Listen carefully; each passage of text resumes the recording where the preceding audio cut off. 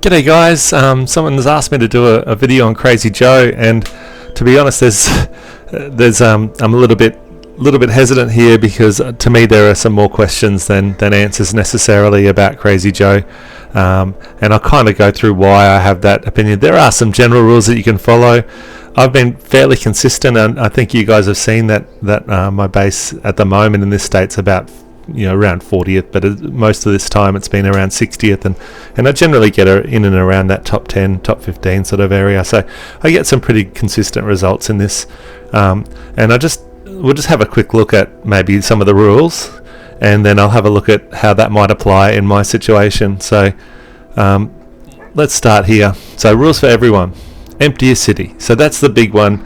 Okay, troops at home just take away points from everyone else. So you just really want to. Now marksmen can stay, and I'd only keep the marksman at home under certain conditions. So if you can't fill all your rallies, maybe put your marksman in the rallies. Okay, so don't leave them at home doing nothing when you can put them in rallies. But empty your city is the first one. If you need to, keep your marksman at home. So offline players, let people know you will be offline. Okay, it's actually a big thing because you miss out on 3 or 4 rounds. I can't remember exactly what it is. It's around 7, and I think it's 3, like 7, 14, and 17, or something like that, or 7, 13, and 17.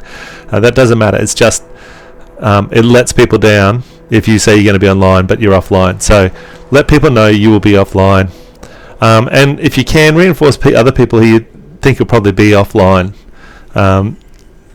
So that's just a courtesy thing, so that I don't think you necessarily deserve heaps of points if you're not around to actually do the task when you're online.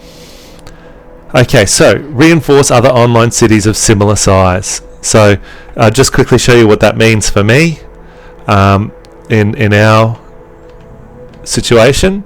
So here I am, FC1. I've got Lord Leon, who pretty much I always exchange troops with. I've got Bex, I've got Nugget. I normally have Sussy's normally around here too, but he's not here. And I've got Charles there, and I've got Colorado, who's FC1 there. So I would be looking at sort of in this region here mostly to reinforce, particularly with my best march, which I'll talk about in a sec. But generally I want to be doing the bases that are fairly similar size to me, so these fire crystal ones around here. Okay, so next, do not over reinforce. Now what we found is that you probably only need 220 T10s, that sort of range. So the reason why this is a dilemma is that if you look at the number of troops that people have these days. Now, we're talking about a difficulty level 11. That's the highest difficulty level our state has at the moment. And you look at the number of troops, you see why this is a dilemma.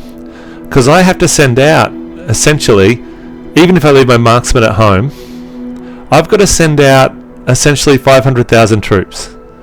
Okay, and if I'm only taking in 220, you can see that someone's going to be over reinforced. So that's one of the questions that I'm going to put up later that maybe we need to think about and accept that it's going to be quite flawed until we get a higher difficulty level.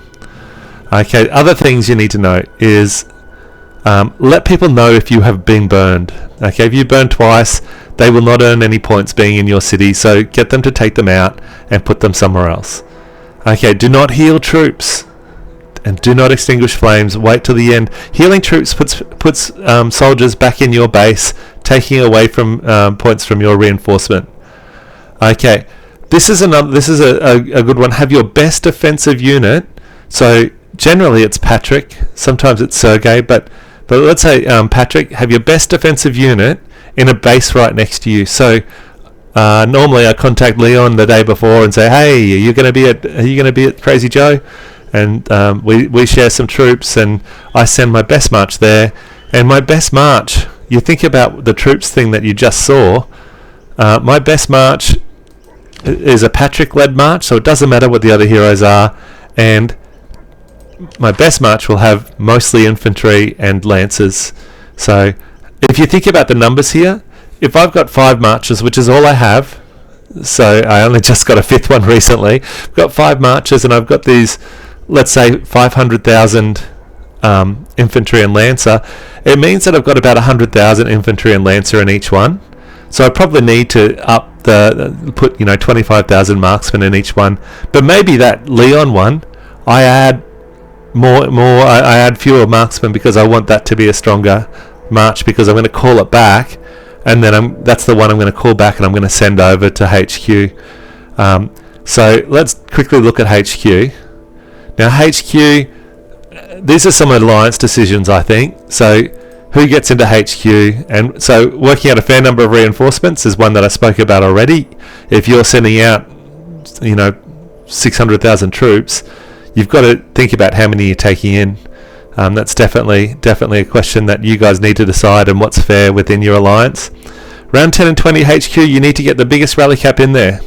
So it might be that, and that means we get about 15 people in there with 70k. But again, that's an alliance decision. You might say, okay, you're only allowed in at round 10 or 20. You're not allowed in at both, and it's first come first serve. Or you might look at the leaderboard after round 18 and say, these people are likely to get up higher in the leaderboard. How about we let these guys in? So that's something you can definitely talk about as an alliance.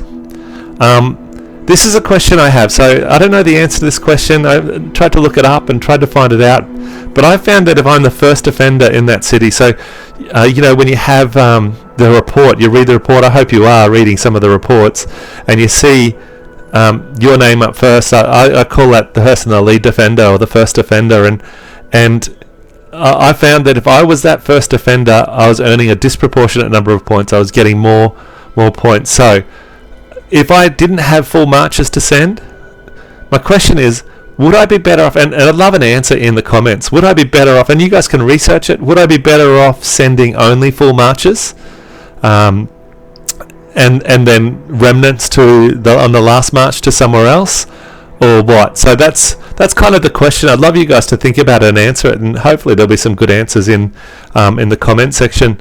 Anyway, that's my take on Crazy Joe. Feel free to leave a comment and tell me what your thoughts are there.